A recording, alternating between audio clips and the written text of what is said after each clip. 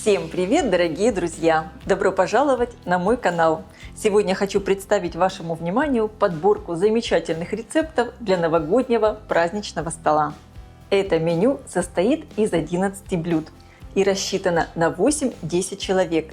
Но, конечно, вы можете дополнить его и другими рецептами по вашему вкусу. Все блюда очень простые, вкусные, выглядят нарядно, и я уверена, они украсят ваш праздничный стол. В это меню я включила 3 салата, много закусок, рыбные, мясные, оригинальные фаршированные яйца и очень красивые канапе вместо бутербродов. В качестве основного горячего блюда я предлагаю подать утку с яблоками в яблочном маринаде. На мой взгляд, это самая яблочная утка. А на гарнир подать запеченный картофель в хрустящей сырной корочке. Это очень просто, а выглядит такой картофель просто великолепно. И он такой вкусный. На десерт предлагаю приготовить настоящую классику. Это торт «Наполеон». Я уверена, этот торт любят все. И это беспроигрышный вариант для любого праздничного стола. Я очень надеюсь, что это меню поможет сделать ваш праздничный стол самым вкусным и красивым. И вы прекрасно встретите праздники. И начну подборку с салатов. Предлагаю приготовить очень вкусный, легкий и свежий салат с курицей и ананасами. Я готовлю салат со свежим ананасом, но, конечно, можно готовить и с консервированным. Несколько кусочков буду использовать для украшения. Оставшийся ананас разрезаю на дольки, убираю сердцевину, она горчит.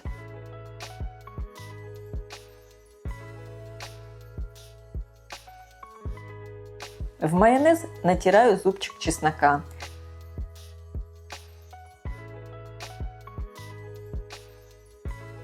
Перекладываю в кондитерский мешок. Отварное куриное филе режу небольшими кубиками. Помидоры разрезаю и удаляю семена, чтобы они не давали много влаги. Помидоры также режу небольшими кубиками. Обжаренные орехи измельчаю в ступке.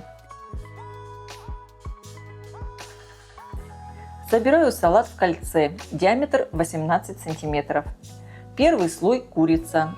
Делаю сеточку из майонеза. Следующий слой ананасы. Затем помидоры. Их промазываю майонезом. Затем на мелкой терке натираю яйца. Промазываю майонезом и слегка прижимаю. Затем орехи. Прижимаю их лопаткой.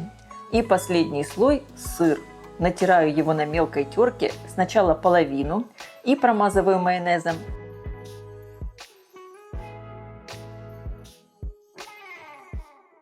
Затем натираю оставшуюся часть сыра.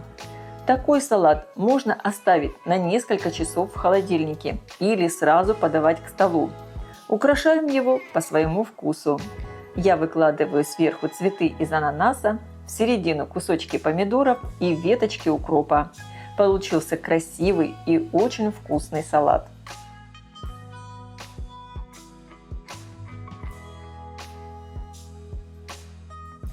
Также вместо селедки под шубой предлагаю приготовить финский салат с красной рыбой и свеклой. Салат получается очень вкусный, готовится просто. Замариную красный лук. Режу его средними кусочками. Лук поливаю лимонным соком и добавляю сахар. Перемешиваю и оставляю постоять. Все ингредиенты для салата режу средними кубиками. Отварную морковь, отварной картофель, яйца, маринованные огурцы. Также добавляю зеленое яблоко. Оно придаст пикантность салату.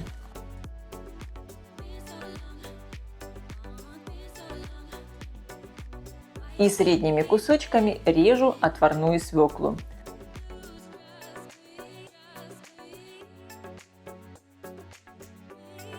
И теперь режу слабосоленую семгу. Ее можно заменить селедкой.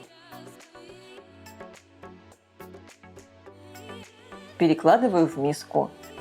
Добавляю маринованный лук и заправляю салат майонезом. Перемешиваю. Салат посолите по вкусу. Все готово.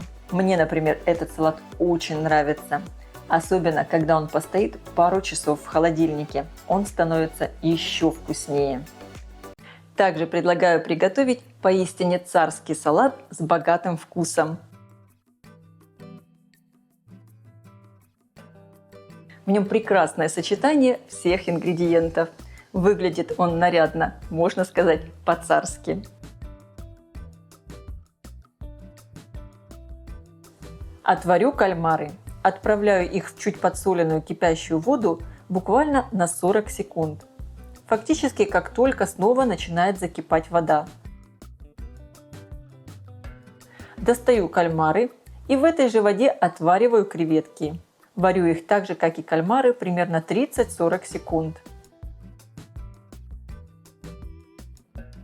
Из части белков я сделала украшение в виде цветочков. Получились вот такие красивые ромашки. Как сделать такие цветы, я оставлю ссылку в описании. Яйца разделяю на белки и желтки. Желтки я буду использовать для приготовления заправки. Перекладываю их в миску, добавляю соль, перец, горчицу неострую, лимонный сок и сахар и хорошо перетираю до однородности. Добавляю майонез и перемешиваю. Заправка готова. Кальмары очищаю от пленок и просушиваю бумажными полотенцами.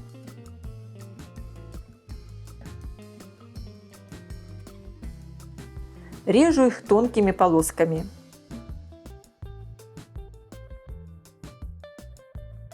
Также полосочками режу яичные белки.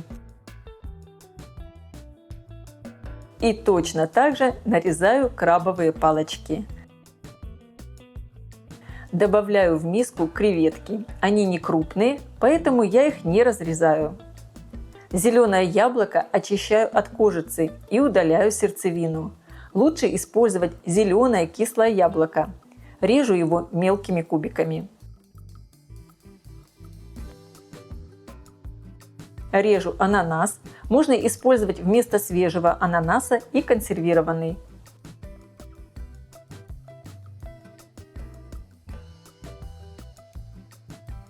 Режу листья салата. Все ингредиенты слегка перемешиваю и добавляю заправку. Снова перемешиваю. Салат готов. Украшаем его по своему вкусу. Я в цветы из белка выкладываю красную икру. Салат получается очень красивый и вкусный. Перехожу к закускам и предлагаю приготовить вкусные и красивые зеленые блины с красной рыбой. Выглядят они по-настоящему эффектно и, конечно, украсят любой праздничный стол.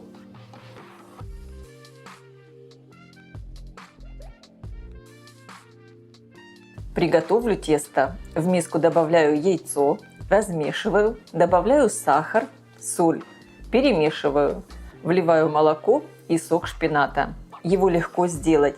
Шпинат измельчаем в блендере с небольшим количеством воды и отжимаем сок через мелкое сито. Просеиваю муку, перемешиваю до однородности. Добавляю растительное масло.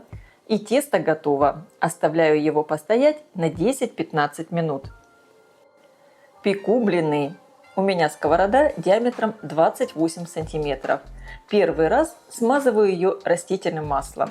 Выливаю тесто тонким слоем и пеку блины с двух сторон. Все как обычно.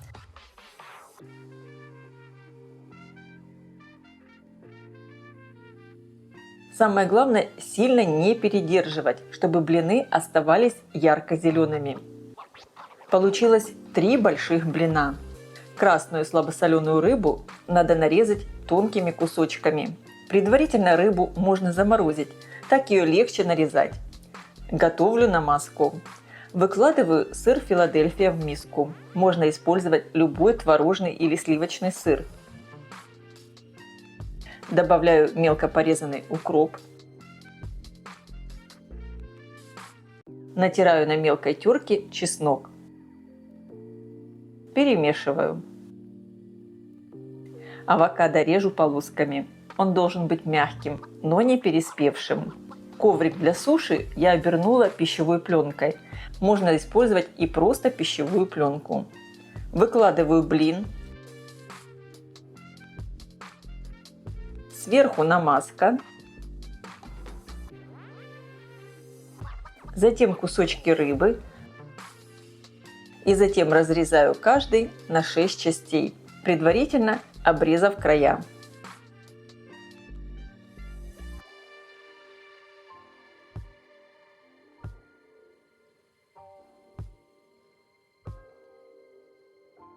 Украшаю сверху маринованным имбирем. Эта закуска с зелеными блинами и красной рыбой получается очень нарядная и вкусная. Ну и, конечно, какой же праздничный стол обойдется без фаршированных яиц? Я их лично просто обожаю. Сегодня предлагаю приготовить оригинальные фаршированные яйца с грибами.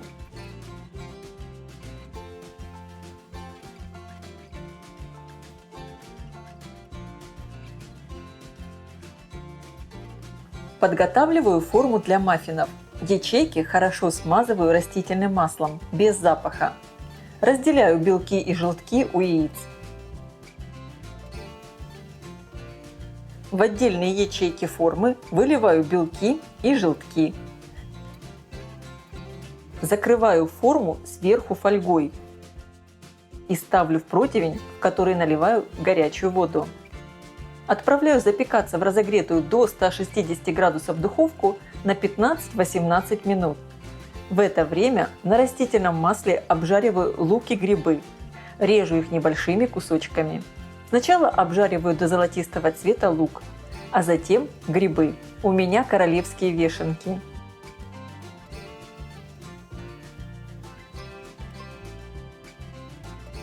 Яйца запеклись. Достаю все из формы. Аккуратно поддеваю белки по краю, чтобы они не сломались.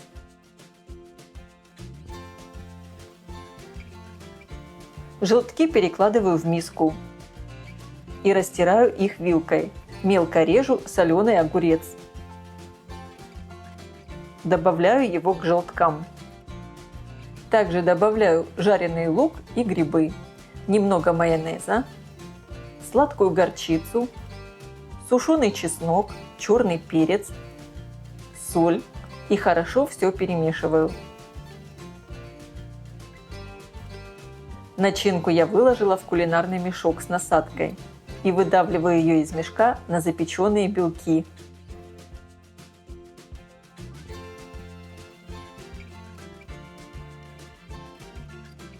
Присыпаю сверху паприкой и зеленью.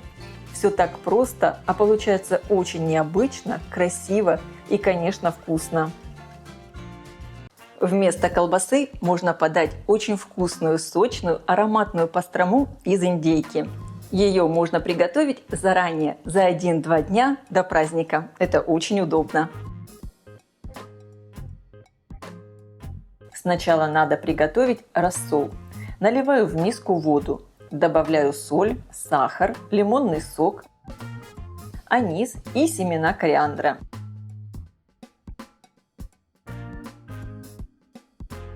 Перемешиваю. В рассол закладываю филе индейки. и оставляю постоять на 30-40 минут. Затем обсушиваю его бумажными полотенцами и готовлю маринад. В миску наливаю соевый соус, растительное масло и добавляю все специи и черный перец. Перемешиваю. Филе перекладываю в форму и хорошо натираю маринадом со всех сторон.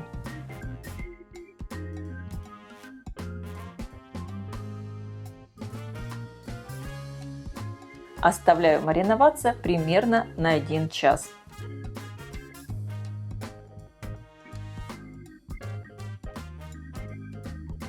И теперь отправляю филе запекаться в разогретую до 250 градусов духовку примерно на 18-20 минут. Если у вас филе меньшего размера, запекайте его не больше 15 минут. И теперь один очень важный момент.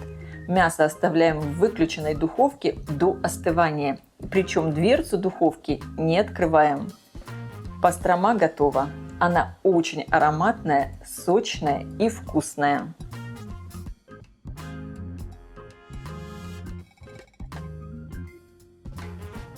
В качестве еще одной мясной закуски предлагаю приготовить великолепный рулет из грудинки. Мясо получается очень сочное, сверху хрустящая корочка. Оно необычайно красивое и украсит ваш праздничный стол. Такое мясо надо начинать готовить заранее, накануне вечером. И его можно подавать к столу как в холодном виде, так и в горячем. Мне кажется, эта закуска понравится всем. Подготавливаю мясо. У меня вот такая грудинка с кожей. Ее надо хорошо помыть и обсушить. Обрезаю мясо по краям, выравнивая его. Я срезаю мясо таким образом, чтобы оставалась кожа.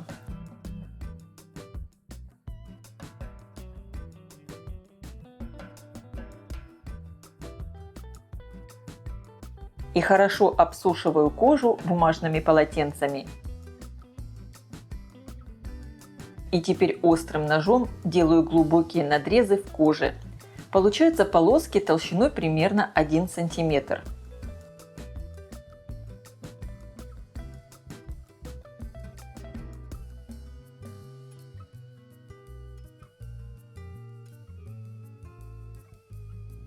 Мариную мясо вместе с кусочками, которые я срезала. Все солю.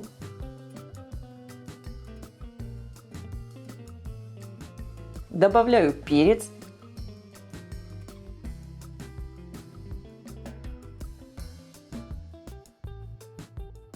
сушеный чеснок, копченую паприку,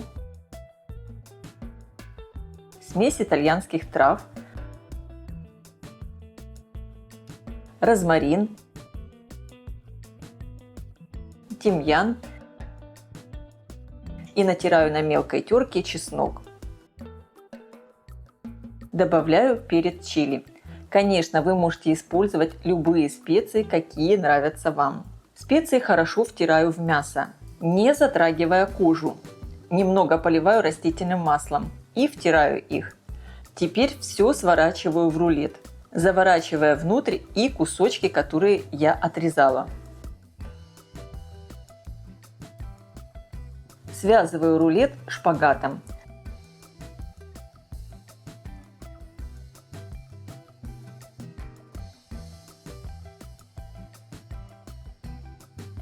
И хорошо обсушиваю кожу бумажными полотенцами.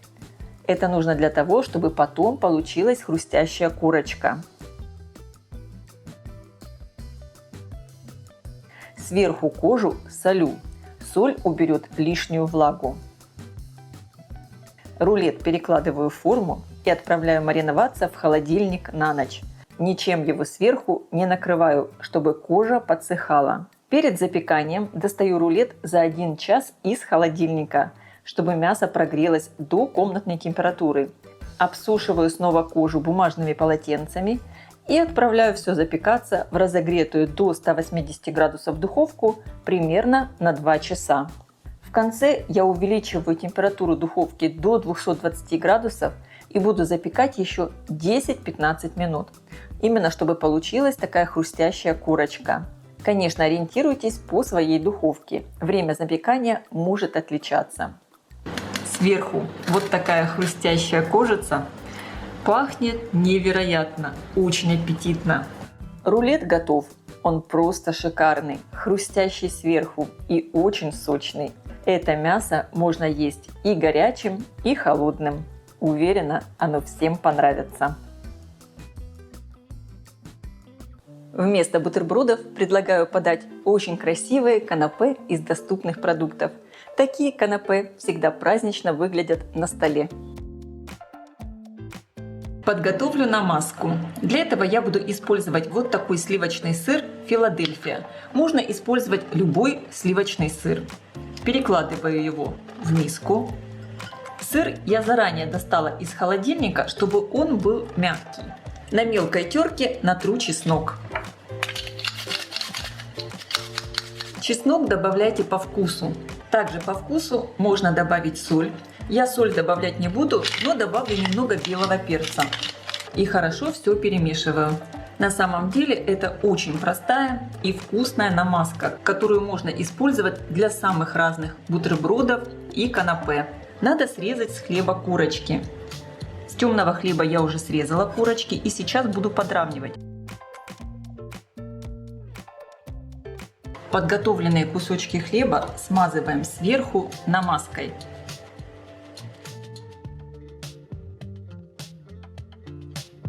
Сверху выкладываю сыр. Накрываю вторым кусочком хлеба. И теперь разрезаю на 4 части.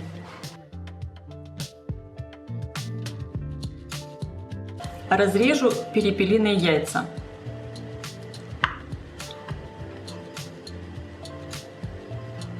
На шпажку накалываю маслину, перепелиное яйцо.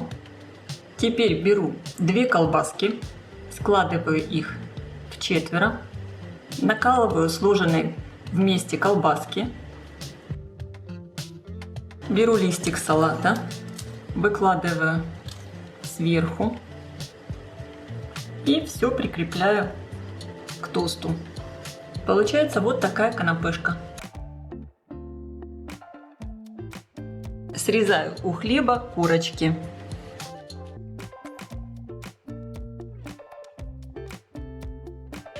Каждый кусочек раскатываю скалкой.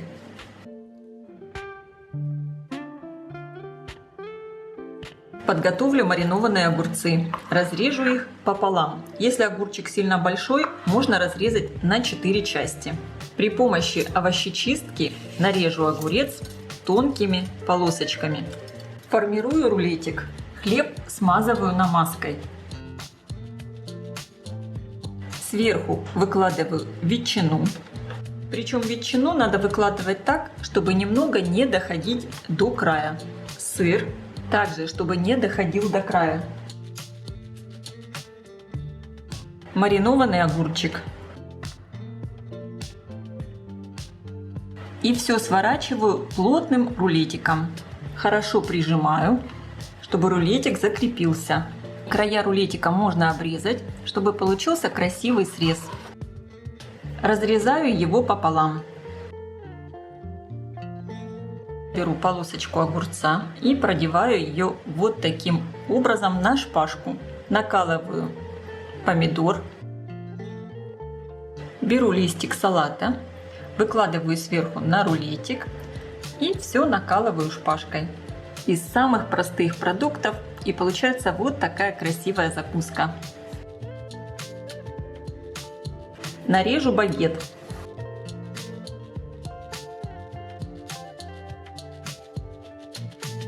Смазываю кусочки хлеба намазкой.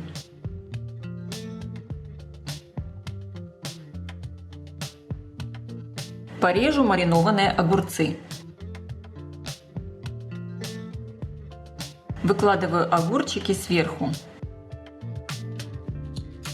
Маслины надрезаю. Если получается слишком туго, можно просто вырезать кусочек маслины. Беру колбасу и собираю ее вот таким образом, такой гармошкой. Получается вот такая бабочка. И закрепляю сверху маслину. Выкладываю сверху на бутерброд. Добавляю зелень. У меня это кинза. Можно использовать любую зелень, какая вам нравится. Петрушку, укроп. И вставлю вот сюда еще вот такие колечки болгарского перца. Канапе получаются очень красивые. Они будут нарядно смотреться на праздничном столе. В качестве основного горячего блюда предлагаю приготовить вкуснейшую утку с яблоками в яблочном маринаде. Она получается необычайно сочная, очень вкусная. Такую утку надо начинать готовить за один день до праздника, чтобы она успела промариноваться. Утку я подготовила, хорошо помыла, почистила, срезала верхнюю часть крыла и сальные железы. Готовлю яблочный маринад. Натираю яблоки на мелкой терке. Можно их также измельчить и в блендере. С лимона и апельсина снимаю цедру.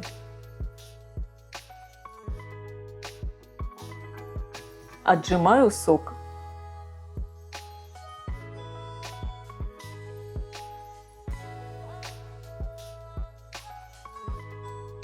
Добавляю столовую ложку соли, перемешиваю.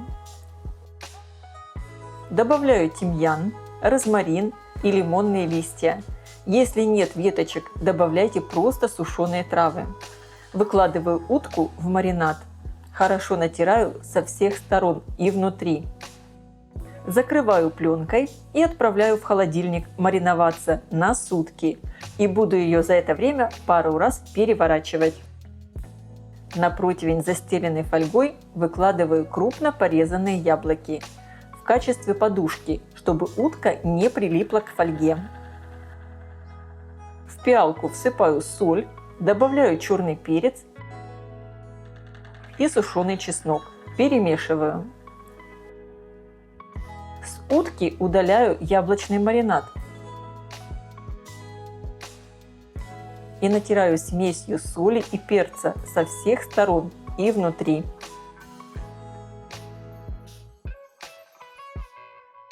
Яблоки разрезаю на крупные дольки, окунаю в маринад и фарширую ими утку.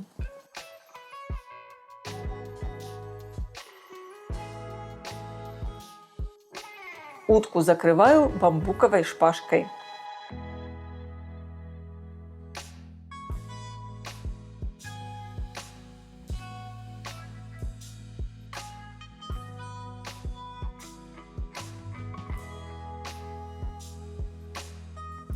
Накрываю сверху фольгой и отправляю запекаться в духовку, разогретую до 180 градусов, примерно на 1,5 часа.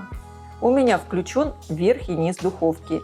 Ставлю противень на второй снизу уровень. Часть яблок я разрезаю на дольки и выкладываю в маринад. Утку я достала из духовки и отберу немного сока и жира с утки, примерно 10 столовых ложек. И также поливаю этим соком утку сверху. Закрываю снова фольгой и отправляю обратно в духовку еще на 30 минут. Готовлю яблочный соус. Яблоки очищаю от кожицы и удаляю сердцевину. Режу небольшими кусочками. Отправляю их в сотейник. Вливаю лимонный и апельсиновый сок. Добавляю утиный жир. Добавляю сахар, цедру лимона и апельсина. И теперь все тушу до мягкости яблок, около 15 минут. С утки снимаю фольгу. Достаю яблоки из маринада и выкладываю рядом с уткой. И отправляю обратно в духовку уже без фольги примерно на 20 минут, чтобы утка красиво подрумянилась сверху.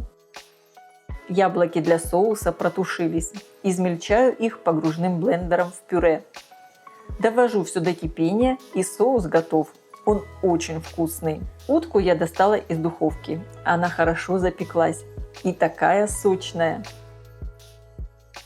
Подаю утку к столу, красиво украсив печеными яблоками, клюквой и зеленью. Такая утка никого не оставит равнодушным. Это очень вкусно. На гарнир предлагаю приготовить очень вкусный хрустящий картофель в сырной панировке. Это очень просто, а выглядит такой картофель просто великолепно. И он такой вкусный.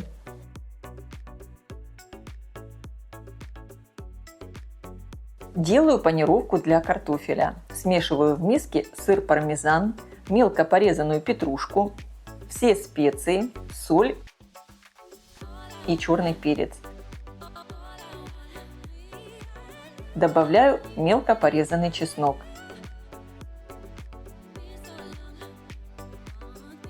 Все перемешиваю. В другую миску разбиваю яйца и разбалтываю их. Для рецепта я использую крупный картофель. Режу его на дольки.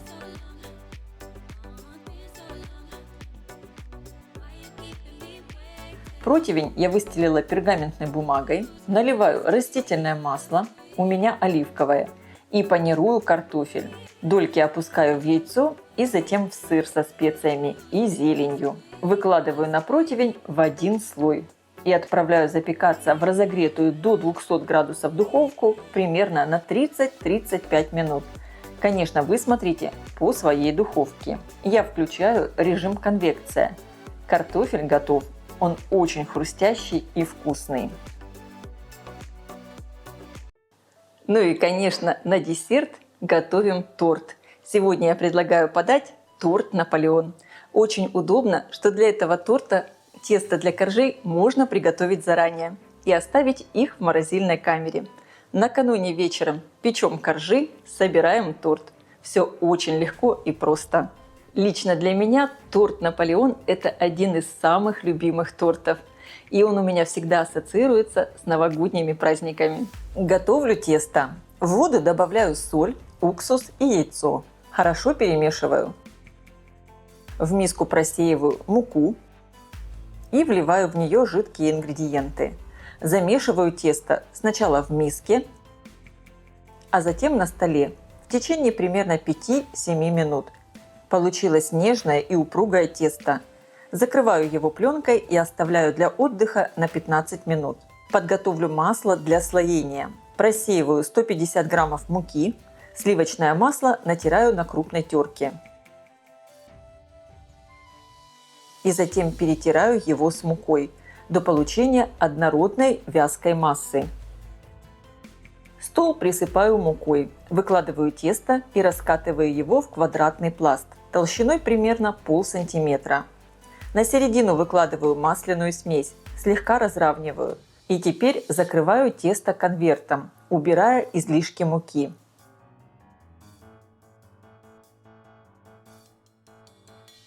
Переворачиваю его швом вниз, закрываю пленкой и отправляю в холодильник на 30 минут. Стол присыпаю мукой, тесто выкладываю швом вниз и раскатываю в прямоугольный пласт первый раз. Толщина пласта примерно 1 см.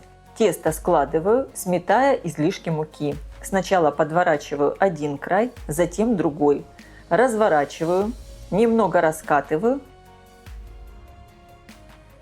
и складываю в конверт. Вот таким образом раскатать и сложить тесто надо 3 раза.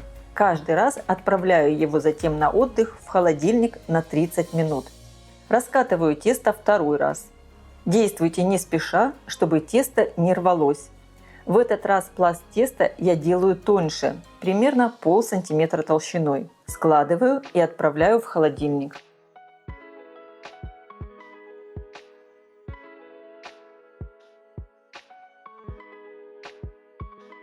Раскатываю тесто третий раз.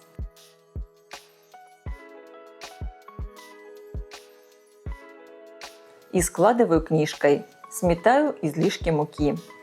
Теперь тесто я отправляю в холодильник примерно на 2 часа. И затем из него уже можно печь коржи. Или отправить его в морозилку и печь, когда вам понадобится. Готовлю крем. Молоко выливаю в сотейник и доведу его до кипения. Смешаю в миске сахар, соль и крахмал. Добавляю яйца и хорошо размешиваю до однородности. Часть горячего молока вливаю в яично-крахмальную смесь при постоянном помешивании. Оставшееся молоко возвращаю на плиту и вливаю в него полученную смесь. Варю крем при постоянном помешивании, пока он загустеет и закипит. Снимаю кастрюлю с плиты. Добавляю в крем сливочное масло и 2 чайные ложки экстракта ванили. Перемешиваю. Крем переливаю в миску, накрываю пленкой в контакт и оставляю до полного остывания, а затем поставлю еще в холодильник. Я достала тесто из холодильника и разрежу его на 5 частей.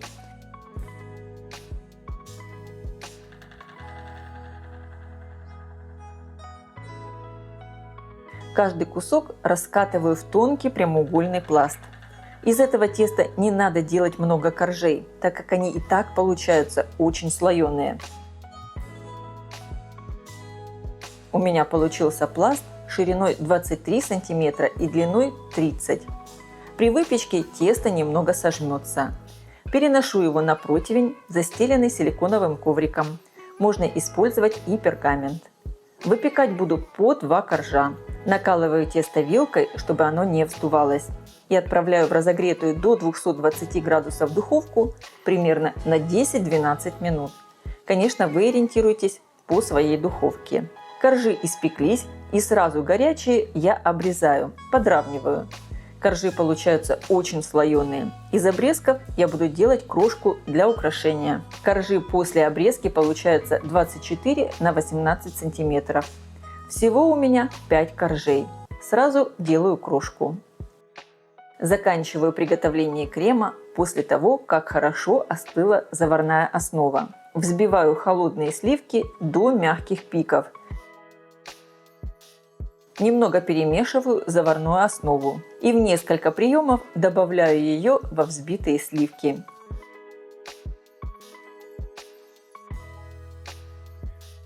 Крем готов. Промазываю им коржи, а также верх и бока торта. В крошку добавляю 1 столовую ложку сахарной пудры и обсыпаю ею весь торт. Это традиционное украшение для Наполеона. Оставляем торт для пропитки и стабилизации крема минимум на 3 часа. Торт заранее доставайте из холодильника примерно за 30-40 минут до подачи к столу. Он получается невероятно вкусный. Очень слоеное тесто и нежный крем, как мороженое. Я очень рекомендую приготовить такой Наполеон к праздничному столу. Друзья, я очень надеюсь, что эта подборка рецептов для новогоднего праздничного стола вам понравилась. Обязательно пишите ваши комментарии. Ставьте лайки, если видео вам понравилось и было для вас полезным. И, конечно, подписывайтесь, кто еще не подписан, на мой канал Люда Изикук «Позитивная кухня», чтобы не пропустить новые интересные рецепты.